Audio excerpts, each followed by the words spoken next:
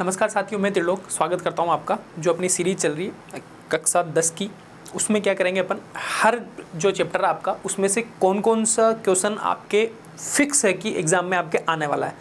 तो first chapter का अपन देखते हैं। एक क्वेश्चन है, ये आपका परमानेंट एग्जाम में आएगा, फिक्स है।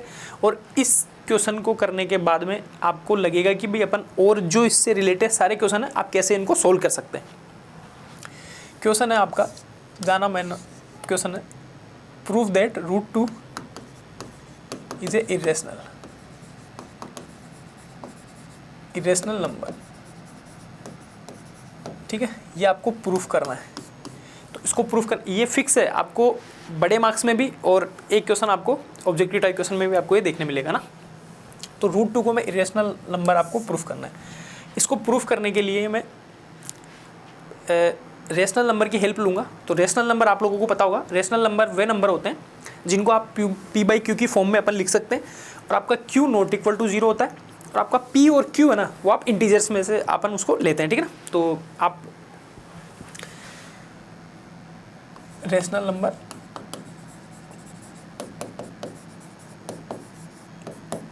आप P/Q की फॉर्म में लिखते हैं, और Q आपका नॉट इक्वल टू 0 होना चाहिए। ये चीज़ अपने को ध्यान है। और P और Q आप है ना इंटीजर्स में से आप ले सकते हैं। ठीक है, नेचुरल नंबर में से ले सकते हैं, कुछ भी ले सकते हैं आप, बट यहाँ पे Q आप नॉट इक्वल टू 0 आपको लेना पड़ेगा। ठीक है, तो मैं लेट करता हूँ, मैंने मान लिया √2 इज ए रेशनल नंबर।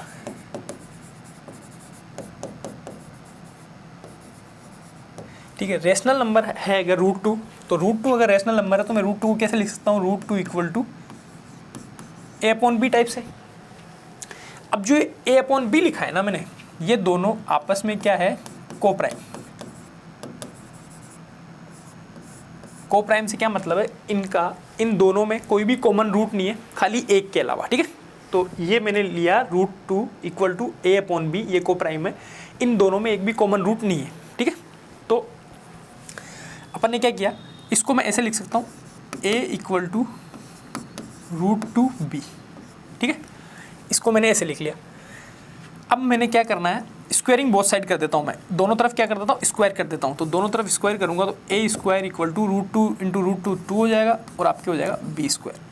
अब आपको ये नंबर देखना है, ये जो नंबर है, इस नंबर में आपको देखने से क्या लग रहा है, अगर आपने इवन और ओड नंबर पढ़े होंगे, सम और विषम अगर संख्या आपने पढ़ी होगी, तो ये जो A² है ना, A² क्या है, 2 इंटू B²। B² की जगह कोई भी वैल्यू हो, B² की जगह चाहे इवन हो चाहे ओड हो, कुछ भी हो, चाहे सम हो चाहे विषम हो, इसको अगर मैंने 2 से गुणा किया ना, तो ये जो सारी संख्या है ना, ये देखो मैं आपको बता दे रहा हूँ, आपके पास ये जो नंबर है ना, ये पूरा नंबर क्या बन गया, सम संख्या, मतलब इवन नंबर बन गया है। ठीक है, ये बन गया इवन। अगर आपके पास ये नंबर इवन बन गया, तो ये इसके सामने वाली संख्या जो A² दे रखी है, दोनों बराबर है, तो A² भी क्या हो जाएगा, इवन हो जाएगा। यहाँ पे क्या होगा, आपके पास A² भी क्या हो जाएगा, इवन, मतलब सम संख्या हो गई A² भी। अब मेरे को क्या करना है, मैंने किया इसको, तो अब मैं जो यहाँ पे अगर किसी संख्या का स्क्वायर अगर इवन है, तो वो संख्या होगी ना खुद, वो भी इवन होगी, मतलब वो संख्या भी सम संख्या हो जाएगी। अगर A² यहाँ पे क्या है, इफ़ A² इज इवन, अगर सम संख्या है, देन आपका A is also even. A भी क्या होगा, आपका इवन नंबर होगा A। तो अगर A आपका इवन नंबर है, A आपकी सम संख्या है, तो आप A को क्या लिख सकते हैं, A को 2 इंटू K, मतलब यहाँ पे कोई भी नंबर हो पर इसको 2 इंटू K के रूप में लिख सकते हैं। भाई इवन नंबर ये तो होता है जिसको 2 से अगर आपने गुणा कर दिया, यहाँ पे चाहे इवन हो चाहे K, चाहे इवन हो चाहे ओड हो, अगर आपने 2 से मल्टीप्लाई कर दिया तो वो क्या हो जाएगा, आपका इवन नंबर बन जाएगा। तो A को ये लिख सकता हूँ। अब इसको आप इक्वेशन नंबर फर्स्ट दे दो, इसको आप इक्वेशन नंबर 2 दे सकते हैं। अब इक्वेशन फर्स्ट एंड फ्रॉम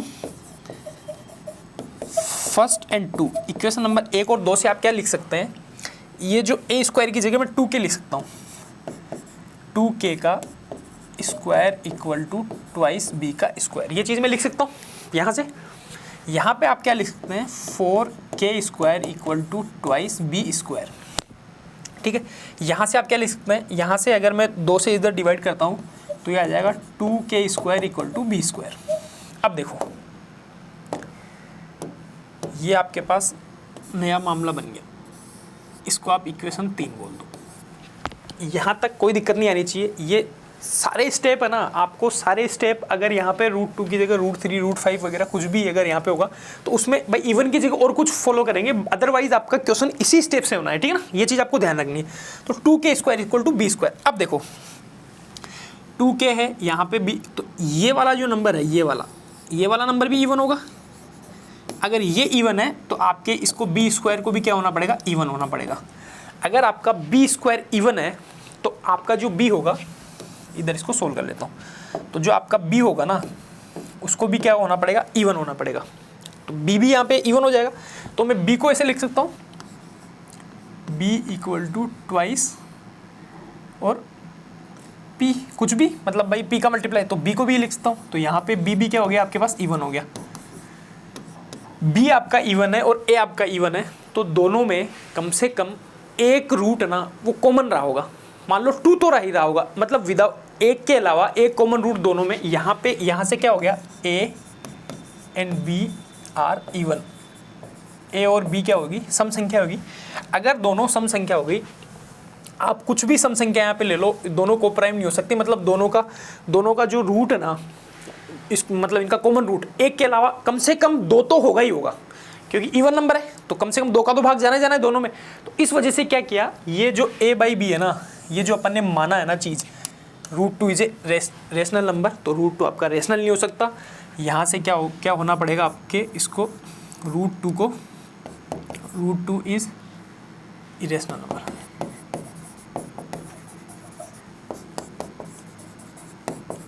ये जो अपन ने मानी थी ना, ये अपना कॉन्ट्राडिक्शन है, ये विरोधाभास हो गया। इस चीज़ से अपन ने क्या किया, यहाँ पे जो √2 है आपका क्या होगा, इरेशनल नंबर होगा। ये चीज़ आपको आप प्रूफ करेंगे √3 और √5 में। उसमें आपका जो √3 वाला करेंगे यहाँ पे, तो 3 का स्क्वायर होगा, एक 9 होगा एक 3 होगा, तो वो क्या हो जाएंगे, मल्टीप्लाई, वो 3 के मल्टीप्लाई हो जाएंगे। अगर √5 की बात करते हैं तो वो उसके 5 के मल्टीप्लाई हो जाएंगे। तो उनमें भी एक ना एक चीज़ एक के अलावा कॉमन मिलेगी। तो मैंने ये चीज़ आपको बता दी है पूरी। इस टाइप का क्वेश्चन आपको 100% एग्जाम में देखने मिलेगा, और आपको अगर आप इस टाइप से इसको सोल्व करके आते हैं तो आपके पास पूरे मार्क्स आपको मिल जाएंगे और आपका क्वेश्चन आसानी से सही हो जाएगा। ठीक है।